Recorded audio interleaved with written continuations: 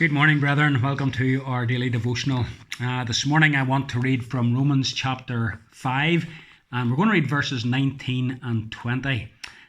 These wonderful words at the end of verse 20 were very, very true of the experience of grace that the man we're going to be thinking about from church history today.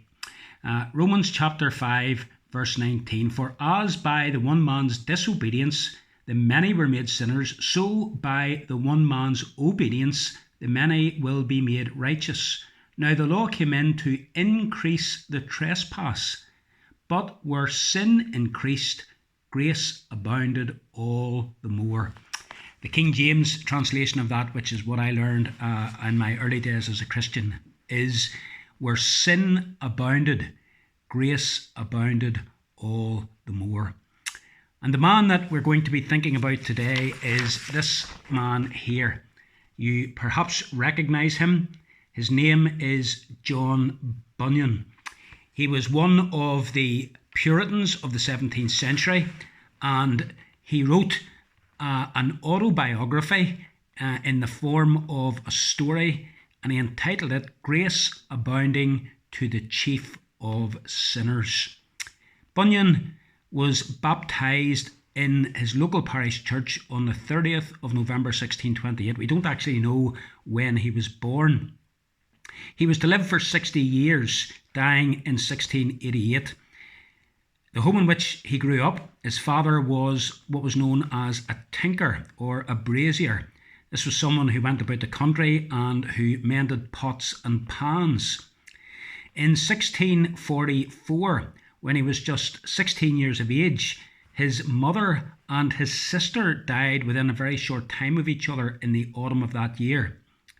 Bunyan enlisted in the Parliamentary Army, fighting in the first stages of the English Civil War. One night when he was meant to be on duty as a sentinel, one of his fellow soldiers said that he would take the duty that night. And while that soldier was carrying out his duty, he was shot in the head and died. Bunyan, looking back on that, saw in that experience God's grace to him, because at that stage in his life, Bunyan hadn't any time for the things of God. He left the army in 1647, and in 1649 he married. During his days in the army, and even after his marriage, Bunyan gave himself over to the pleasures of this world, and he indulged himself to the full. Like many in his day, although he was given over to the world, when it came to the Lord's Day, he was in his seat in church. And one Sunday, the minister preached a sermon on keeping the Sabbath day holy. Bunyan was deeply convicted because he most certainly did not keep the Sabbath day holy. This began a time in his life of deep spiritual conviction and spiritual struggle. When he was in Bedford during this period of time, working at his trade, he heard a group of 3 women speaking about their faith. And he was so interested in and so impressed by what he heard that he decided to attend their church, the Bedford Free Church, rather than the local parish church. And under the preaching of the minister of Bedford Free Church, he was converted. Not long afterwards, he began to preach, and he preached in the Bedford Free Church, but also around the country. However, with the restoration of the monarchy in 1660, all those who were non-Anglicans were barred from preaching. He married Elizabeth after his first wife died. His first wife died in 1658, leaving him with 4 children, one of whom was blind. And so shortly afterwards, he married a much younger wife by the name of Elizabeth. Bunyan was not allowed to preach anymore by law. However, Bunyan disregarded the law and continued to preach. He was arrested and he was put on trial. He was found guilty of breaking the law, and he was sent to Bedford Jail for 12 years. There in Bedford Jail, he wrote Grace Abounding to the Chief of Sinners, a wonderful record of his own life and his conversion. And then he wrote his epic work, Pilgrim's Progress. He was released from jail in 1672, and at that point the church in Bedford had no minister, and they appointed him as full-time pastor. 6 years later, the work that he had written in Bedford Jail, Pilgrim's Progress, was published.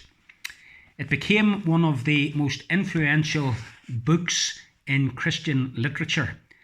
By the 1940s, it had gone through something like 1,300 different editions. In 1688, Bunyan was travelling down to London, and while he was on his way, he was caught in a very fierce storm. As a result of that, he contracted a fever. The fever intensified, and he didn't recover from it. In all probability, he died from something like pneumonia on the 31st of August 1688. Bunyan's best remembered for his writings and for his preaching. Grace Abounding to the Chief of Sinners, The Life and Death of Mr. Badman, Holy War, and of course Pilgrim's Progress. So what's Bunyan's legacy? Well, he's given us this wonderful book. If you haven't read it, please get it and read it. It is a real encouraging book depicting the life of a man under conviction of sin, being converted, the journey of faith through life, all the different experiences that he goes through, and eventually coming to heaven. Wonderful book for the encouragement and comfort and strengthening of the believer, but also a good book to give to others who are not believers, because it is a great evangelistic tool. I would encourage you to read it, and also to read Bunyan's own autobiography of his early life and conversion, which is Grace Abounding to the Chief of Sinners. Bunyan reminds us that there are times when we must go against the law. If the law demands of us something that means that we will be disobeying God, then we must, as Peter said, we would rather obey God than obey man. Bunyan did that even though he knew he would likely suffer for it, and he did. 12 years in Bedford Jail, and when you think of Bedford Jail in the 1600s, it is absolutely nothing like the jails that we have today. A very awful place. But he was willing to take a stand for what was right over and against the civil law at that time, which Bunyan believed to be contrary to his religious liberty and to the teaching of the Word of God. So, brethren, give thanks for the life of John Bunyan. And like John Bunyan, don't be afraid to take a stand and, if necessary, to go against what others want, if what they want would mean that you would end up being unfaithful to God. So I do trust that you have a good day and that you've benefited from this little life sketch of Bunyan. Grace abounding to the Chief of Sinners, a really sinful man where sin abounded, grace abounded all the more.